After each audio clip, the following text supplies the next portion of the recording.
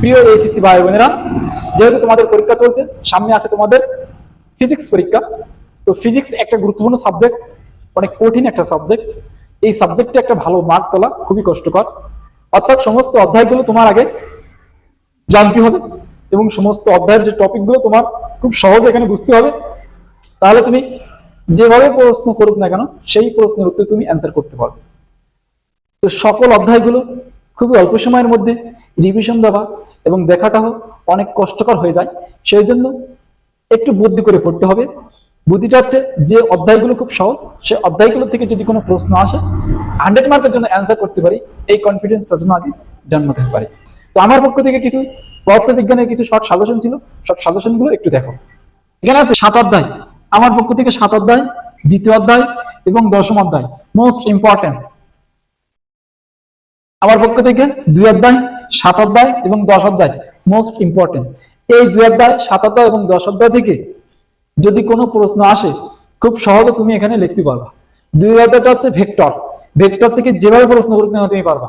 7 অধ্যায় হচ্ছে পদার্থের গাঠনিক ধর্ম, এই পদার্থের গাঠনিক ধর্ম থেকে খুবই সহজ এখানে অ্যান্সার করা যায়। তারপর হচ্ছে দশম অধ্যায়, দশম অধ্যায় থেকে খুব সহজে অঙ্কগুলো খুব করা যায়, খুব সহজে অ্যান্সার করা যায়। তো এই অধ্যায়গুলো যদি তোমরা না পারো, যদি বেসিক যদি অনেক সমস্যা থাকে, এখনো সময় আছে, ইউটিউবে সার্চ করে অনেক শর্ট ভিডিও আছে, শর্ট ভিডিওগুলো দেখে নাও। এবং পাশাপাশি 2015 সাল থেকে 2024 সাল পর্যন্ত যতগুলো কোশ্চেন আছে, কোশ্চেনগুলো কোন ক্যাটাগরি থেকে বারবার প্রশ্ন করছে, সেই সিস্টেমটা আগে একটু দেখে ওটা বুদ্ধি করে নিজের মতন করে গুছিয়ে পড়া শুরু করো। তারপর হচ্ছে এরপরে এই 3টে অধ্যায় থেকে মাস্ট অঙ্ক পাবা এবং এই 3টে অধ্যায় করলে তুমি পাচ্ছ কত, 30। আর যদি এখান থেকে যদি ভেক্টর থেকে 2টা দেয়, অথবা এই যে দশম অধ্যায় থেকে যদি 2টা দেয়, তাহলে তো আরেকটা অঙ্ক এখানে পেয়ে যাচ্ছ। তো আমার অ্যান্সার করতে হবে 50 মার্কে, অর্থাৎ 5টা সৃজনশীল এখানে করতে হবে। আমি অঙ্ক পাইছি ধরো 3টা, এখন আমার আরো 2টা লাগবে। এরপরে আমি আরেকটু ফোকাস দেবো কোন অধ্যায়ের উপরে। এখান থেকে দেখো চতুর্থ অধ্যায় এবং পঞ্চম অধ্যায়, এই 2টা অধ্যায় থেকে এখান থেকে 3টি অনেক সময় প্রশ্ন আসে। কয়টা? 3টা প্রশ্ন আসে। তো চতুর্থ অধ্যায় এবং পঞ্চম অধ্যায় একটা ভালো একটা অনেক বড় একটা অধ্যায়। পঞ্চম অধ্যায় একটু ছোট, কিন্তু চতুর্থ অধ্যায়টা অনেক বড় অধ্যায়। তো এখান থেকে একটা চতুর্থ অধ্যায় পঞ্চম অধ্যায় মিলে একটা প্রশ্ন ধরলাম। তো আমি বলবো যে চতুর্থ অধ্যায়টা দিলাম। এরপর যেটা গুরুত্বপূর্ণ সেটা হচ্ছে চতুর্থ অধ্যায়। 2, 7, 10, 2, 7, 10 এবং 4, এই অধ্যায়গুলো মোস্ট ইম্পর্টেন্ট। এখন একটা লাগবে, দেখো ষষ্ঠ অধ্যায়টা যদি তুমি কভার করতে পারো, ষষ্ঠ অধ্যায় এখানে এই 2টাই একই রকম সহজ। 4 অধ্যায় 5 অধ্যায় রিলেটেড, তেমন কঠিন না, কিন্তু চতুর্থ অধ্যায় পঞ্চম অধ্যায় মিলে এখান থেকে প্রশ্ন আসে, একটু জটিলতার দিকে যায়। চতুর্থ অধ্যায়টা ভালো কঠিন। তো পঞ্চম অধ্যায় চতুর্থ অধ্যায় মিলে এখানে অ্যাকসেপ্ট প্রশ্ন পাবা।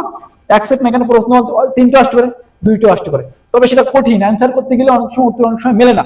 তারপর মোস্ট ইম্পর্টেন্ট ষষ্ঠ অধ্যায়, ষষ্ঠ অধ্যায় থেকে অ্যাকসেপ্ট প্রশ্ন এখানে অবশ্যই আসবে। তো আমার পক্ষ থেকে কমন কোনটা হচ্ছে 2 অধ্যায় হচ্ছে এবং 10 অধ্যায় এবং 7 অধ্যায়, এটা হচ্ছে মোস্ট ইম্পর্টেন্ট। এরপরে যেটা দেখবো সেটা হচ্ছে ষষ্ঠ অধ্যায়। তাহলে ষষ্ঠের পরে চতুর্থ অধ্যায় পঞ্চম অধ্যায় একটু দেখা দেবে, দেখে নেবা। এখান থেকে একটা প্রশ্ন হইতে পালিওপাতি করো, ওই যে চাকতির ব্যাসার্ধ, তার গুণন গতি, তার মানে ব্যাংকিং কোণ, চতুর্থ অধ্যায় পঞ্চম অধ্যায় থেকে ব্যাংকিং কোণ, হ্যাঁ, তার মানে জড়তার ভ্রামক, জড়তার ভ্রামক থেকে প্রতি বছর জড়তার ভ্রামক, যে ভ্রামকের যে রিলেটেড যে ম্যাথগুলো আছে। তারপর এখানে আছে কি, ওই যে কুয়া থেকে পানি উঠানোর অঙ্ক, ওই চতুর্থ অধ্যায় কুয়া থেকে পানি উঠানোর অঙ্ক চতুর্থ অধ্যায় থেকে। পঞ্চম অধ্যায় থেকে কি, ওই যে এই সিঁড়ি বেয়ে একটা লোক 50 কেজি বস্তা নিয়ে 2 তলা ছাদের উপরে উঠেছে, তাহলে তার কাজ শক্তি কত, সে কতটুকু কাজ করলো, সে কত কোণে উপরে উঠছে, এমন রিলেটেড অঙ্ক এখান থেকে পঞ্চম অধ্যায় থেকে দেখে নাও। তারপর হচ্ছে ভেক্টর অধ্যায়, তো আর কি বলবো, ভেক্টর অধ্যায় খুবই সহজ। ভেক্টর অধ্যায় থেকে ওই যে ভেক্টরের প্রকারভেদ, তারপর এ ভেক্টর বি ভেক্টরের উপরে লম্ব কিনা সমান্তরাল কিনা, হ্যাঁ, পরস্পর লম্ব কখন হবে, সমান্তরাল কখন হবে, এটা একটু দেখতে হবে।